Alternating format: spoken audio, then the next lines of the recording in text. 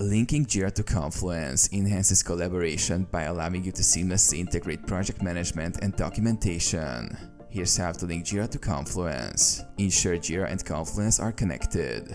Before linking, make sure Jira and Confluence are integrated. This requires Jira and Confluence to be hosted in the same environment and linked through application links. Check with your administrator if this setup is not already in place. Create a Jira issue link in Confluence. Open the Confluence page where you want to link a Jira issue.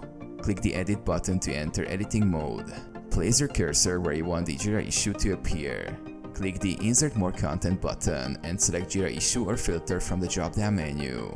Search for Jira issues. In the Jira issue macro, you can search for issues by key, filter, or JQL. Select the issue you want to link, then click Insert. The issue will be embedded in the Confluence page, showing key details like status and priority. Display Jira data in Confluence. Use the Jira macro to display a list of issues, a single issue, or a Jira filter. Customize the display options, such as columns and appearance, to suit your needs. Publish and view. After inserting the Jira issues, click Publish to save the Confluence page.